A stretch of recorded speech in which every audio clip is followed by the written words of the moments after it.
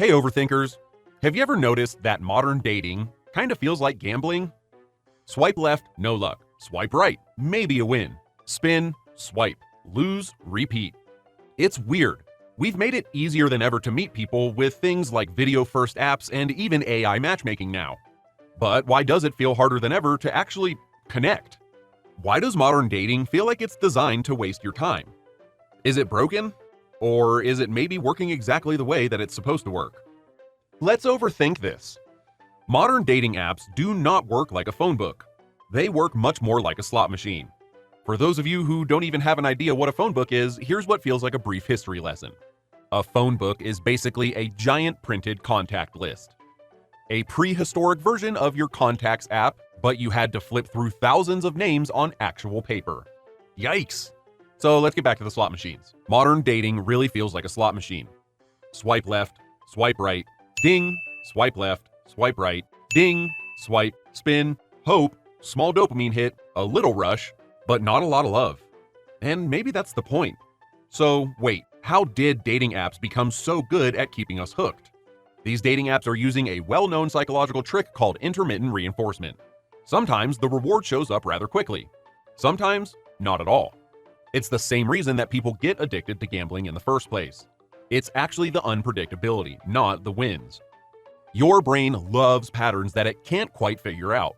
That uncertainty spikes dopamine, which you might know as a happy chemical, but it's also the brain's way to reward us for learning. It rewards you, but more importantly, it teaches you to come back. So you keep swiping.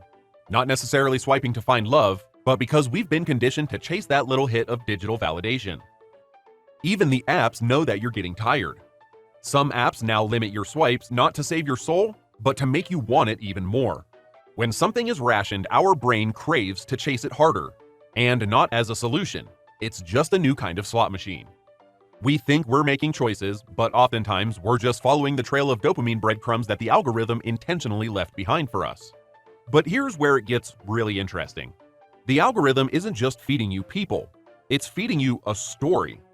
A story about who you think you deserve, about how desirable you are, about how replaceable you've become. Sometimes it matches you with people who feel way out of your reach.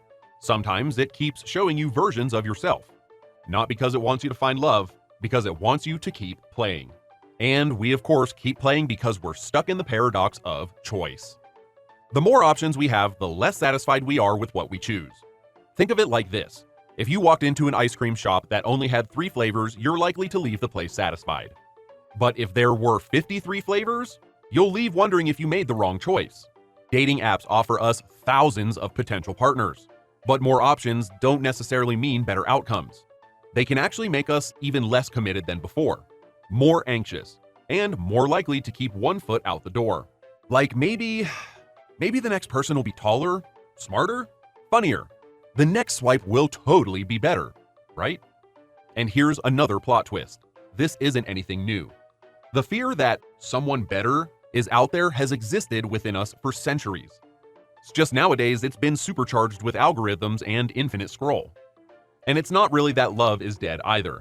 It's that we've now turned love into a game of chance. And games of chance, those are the kind of games that don't want you to cash out ever if possible. They want you to keep betting. Why does it feel like the dating apps want you to stay single? Well, that's probably because they kind of do. The business model depends on it. Dating apps do not profit from your satisfaction, they profit from your continued searching. And what fascinates me about this is that the algorithms aren't just feeding you people you might like. They're feeding you people that are likely to keep you swiping. Sometimes that means showing you people just out of your league. Sometimes it means slipping in bots. Sometimes it means feeding you the illusion that love is just one more swipe away. But what if we're not even looking for love? Maybe we're looking for someone to validate that we, ourselves, are lovable. And when that doesn't happen fast enough, we ghost. We get ghosted. We move on. And then the wheel just keeps on spinning. And thankfully, the slow dating movement is growing a little bit now. Apps that actually force you to pause, to choose slowly, and most important of all, to think. People are leaving the gamified spaces in search of something less addictive and more intentional. However, even there, the algorithms whisper their true desires. So maybe it's not really about swiping less. Maybe it's about thinking more. Maybe it's about overthinking. So, is modern dating really broken? Maybe not.